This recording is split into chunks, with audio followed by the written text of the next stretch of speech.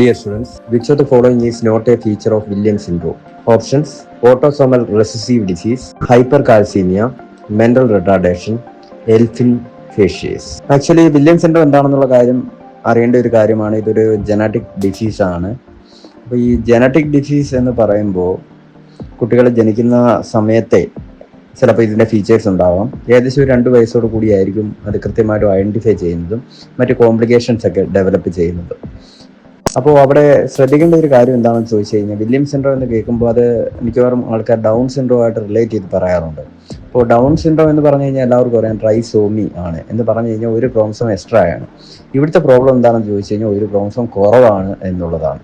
ഇതിൻ്റെ ഫീച്ചേഴ്സ് ഓർക്കാൻ വേണ്ടി ഒരു ന്യൂമോണിക്സ് പറയാം. അപ്പോൾ അവിടെ ഒന്നുകൂടെ പറയുകയാണ്, ഡൗൺ സിൻഡ്രോം ആണെങ്കിൽ ഒരാൾ കൂടുതലാണെങ്കിൽ, ഒരു ക്രോമസോം കൂടുതലാണെങ്കിൽ ഇവിടെ ഒരു ക്രോമസോം മിസ്സിംഗ് ആണ് എന്നുള്ളതാണ് ഇതിൻ്റെ അവസ്ഥ എന്ന് പറയുന്നത്. അപ്പോൾ ഇത് ഓർക്കാൻ വേണ്ടിയുള്ള, ഇതിൻ്റെ ഫീച്ചേഴ്സ് ഓർക്കാൻ വേണ്ടിയുള്ള ഒരു ന്യൂമോണിക്സ് ആണ് ഷെയിം എന്ന് പറയുന്നത്. S means supravalvular aortic stenosis. Supravalvular aortic stenosis ഓർത്ത് വെക്കുക. എച്ച് മീൻസ് ഹൈപ്പർ കാൽസീമിയ ആണ്. Then A means autosomal dominant എന്നുള്ളതാണ്.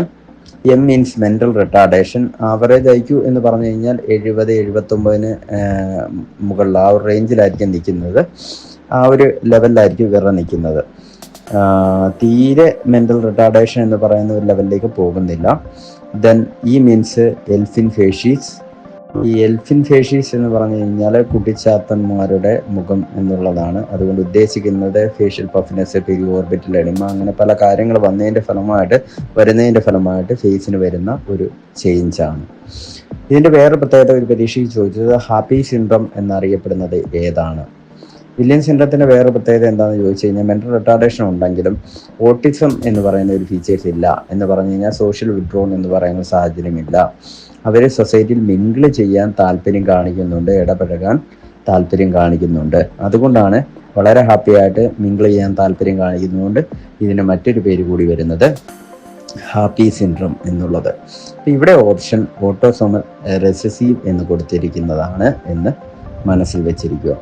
ഈ ഓട്ടോസോമൽ താഴെ പറയുന്നതിൽ ഏതാണ് autosomal recessive disease, dominant disease, അങ്ങനെയൊക്കെ ഒരുപാട് ക്വസ്റ്റ്യൻസ് ചോദിക്കാറുണ്ട്. അതെല്ലാം ബന്ധപ്പെട്ട ന്യൂമോണിക്സ് ഉണ്ട്, അതൊക്കെ വഴിയെ പറയാം.